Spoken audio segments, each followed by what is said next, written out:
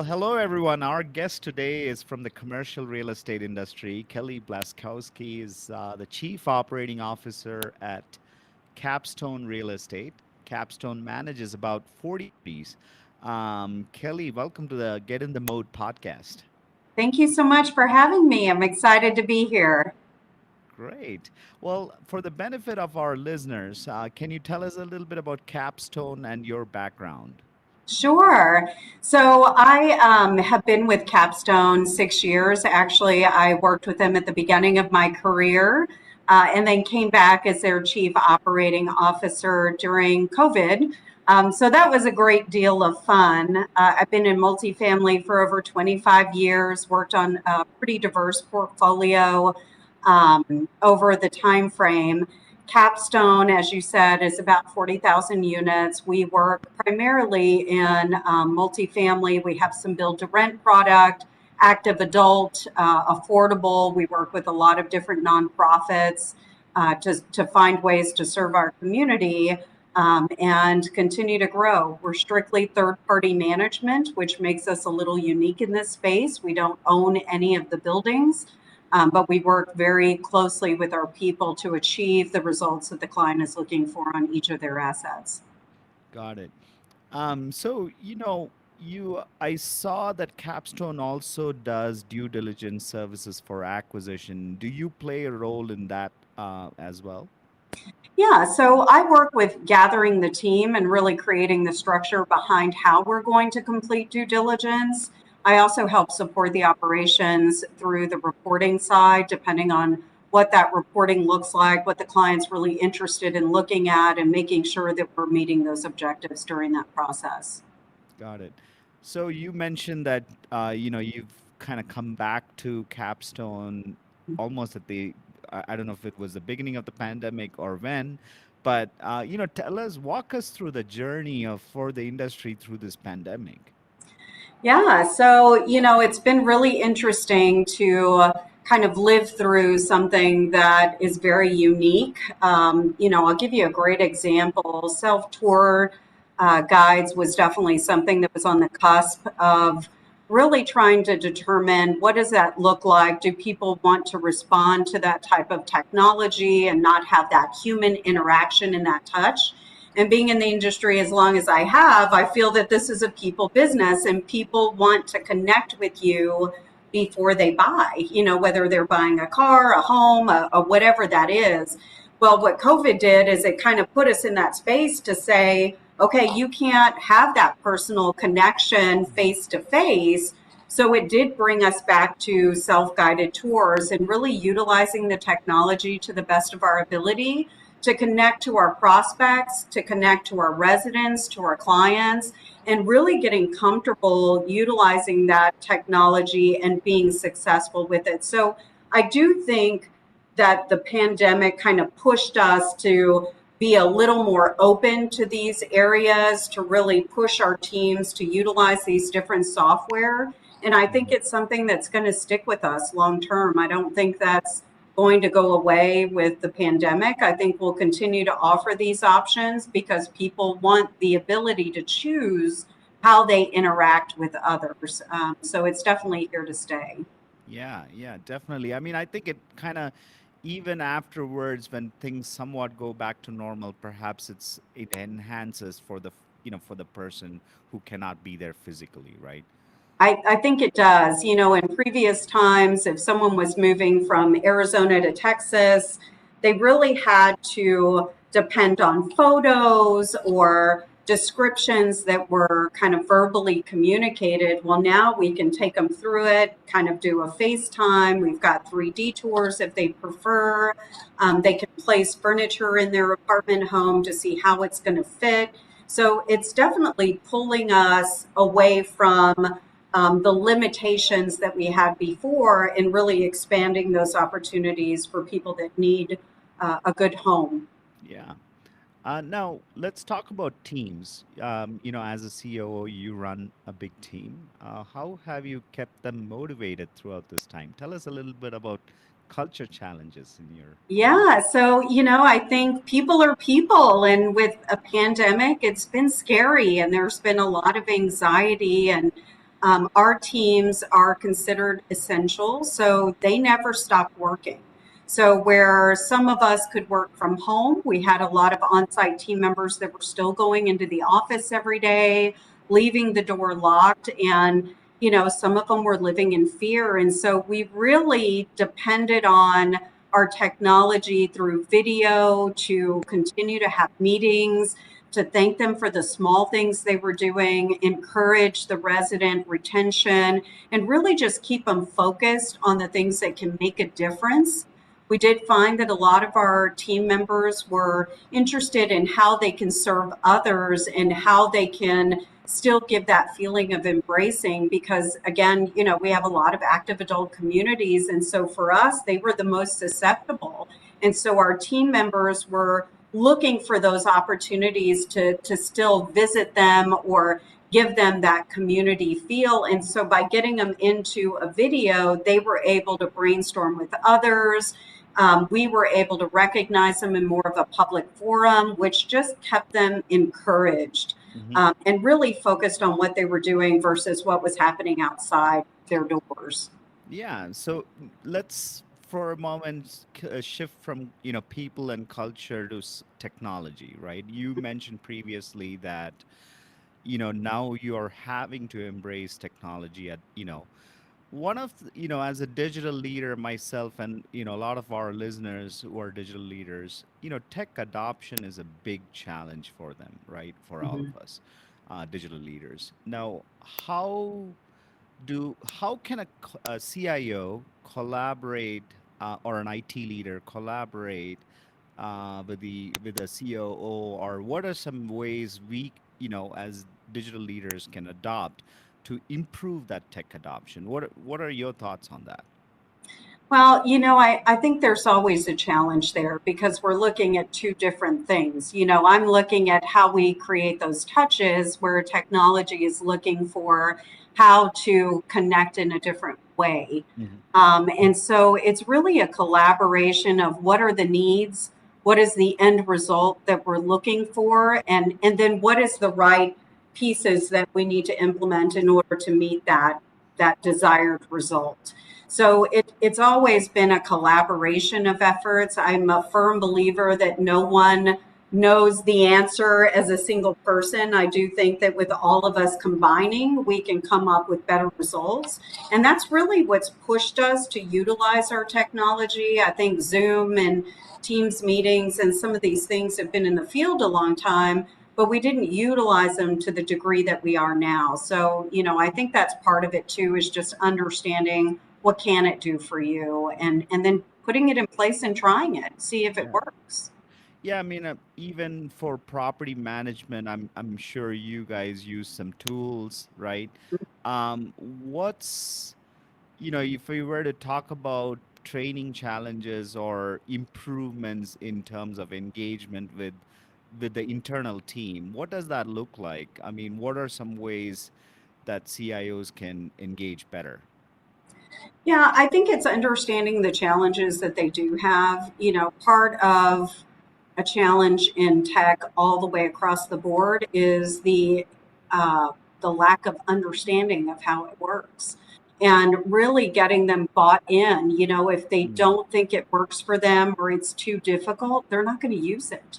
right. So we really have to spend time showing them not just how the system works, but really talking through where the benefits are and how they can utilize it in the way that we envision. And that helps them to embrace the idea. And once they embrace it, then they're more open to the training and really exploring what the capacity could be in that space. Right. I mean, we talk about human-centered, you know, technology, which is part of like empathy and understanding your users. And you're also bringing up a great point about showing the benefits, right? How do we show benefits? Which kind of leads me to this next question. Operational intelligence is a hot topic, right, for COOs. Um, what are some data or key performance indicators that you look for, perhaps in your industry? Yeah, so we use a business intelligence program through RealPage. And so what we're looking for is what that trade out is of rent. You know, are we getting a higher level of rent that is sustainable in that market? Are we pushing for renewals? How our retention is doing? More importantly, it really gives us kind of what our trend is. You know, what are Mm. we looking at over the next 90 to 120 days? And how do we course correct if it's going in the wrong direction? So we do utilize those tools in order to kind of predict what's coming. And we also utilize BI for our clients to give them more information in terms of how their property is performing. You know, clients sometimes are out of state, and so the reporting that you provide them really gives them a full story of what's happening on their project. So that's been a critical piece for us that we'll continue to utilize as that BI piece. Yeah, and has have you done any AI implementations internally in terms of forecasting? You talked a little bit about predictions. Mhm. Is there anything that is upcoming in you, perhaps even in your industry, if not in Capstone? Yeah, so we do try to keep our finger on the pulse of where the trend is going. I meet with several individuals that maybe come out of the ground with new technology that they feel like might help with that customer experience. Right. So we're constantly looking to keep ahead of the technology piece. We certainly don't want to fall behind. Um, but it's ever changing, you know, and I Right. think that's part of the challenge with technology is the minute you kind of get used to one space, it immediately kind of ramps up and now you're in a different space. So really keeping on target with that, ensuring that our IT department is in tune with what is it going to take to get there? Is our current software going to integrate appropriately with it? You know, those are some of the things that we look at before we roll it out. But ultimately, we do feel like a lot of the pieces we utilize are very helpful in our space just to be able to keep track of the moving pieces of activity that are happening within the communities. Yeah, and we talked about how tech is enabling. Let's talk about where tech could do better or where you feel it has missed the mark. Is Hmm. there anything like that? That's a really good question. I don't know that it's missed the mark as much as it's continuing to develop.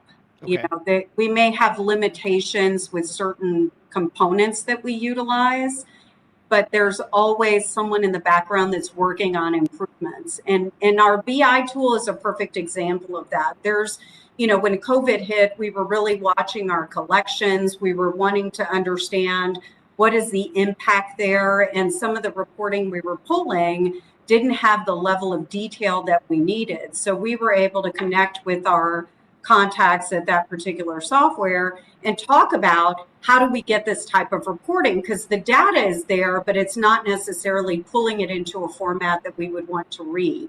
So working with them to adjust and utilize the data that's within the system to provide the reporting we were looking for was a big success for us. And that enabled us to be better about managing the collections on our properties, both from a portfolio standpoint as well as drilling into individual sites. So there is that ability, and we do see that need sometimes, but we find that our partners, our vendor partners that are providing us with this technology, they've been very good about listening and understanding what our need is and morphing to that to the best of their ability. Awesome.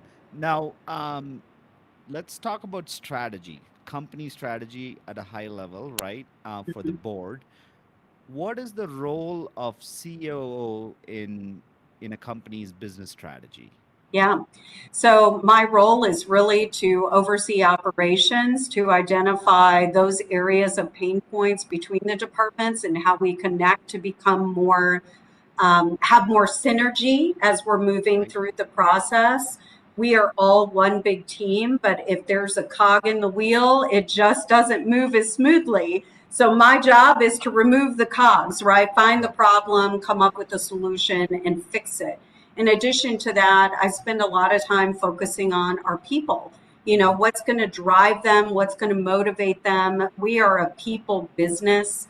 Again, we don't own any of the buildings, but we do employ the people. So keeping them motivated, keeping them with that feeling of embraced, finding new opportunities for recognition, and really celebrating those small successes. Because it's very easy to find problems and to talk about problems. But what I challenge the team with is finding those successes within your week or within your day that we can truly celebrate. And those are the moments that I feel like really capture our employees and create that feeling of they have an opportunity to be a part of the bigger picture. So that's all encompassing with how I manage my people and how we kind of come together as a group to be successful. Awesome. Now, for a company that may be starting to develop and implement KPIs, where would you start? Let's say you kind of got in as a COO in a new company where they may not be having all these intelligence, business BI tools and KPIs. Where would you start? Well, I would start with the team that I have in place. I think, again, collaboration is key. So understanding what are they experiencing, what are their goals, what would they like to see. I think that helps you to develop what are your initial KPIs. And in my mind, KPIs change all the time. We may be looking at one set of KPIs for performance on your properties, but you're also looking at KPIs for how you're managing your business and how your employees are engaged. So the first step is always connecting with the people around you and understanding what they need out of their company and what they're looking for, because that's really going to be the driving force behind What might be that you brought up another, I want to touch on what are some people KPIs, the internal KPIs that you would want a COO to always track? it. I would say the temperature of your team, Right. understanding what is the feedback, what's the reputation outside of your space. Sometimes the reputation on the outside kind of dictates what you do on the inside to change the perception.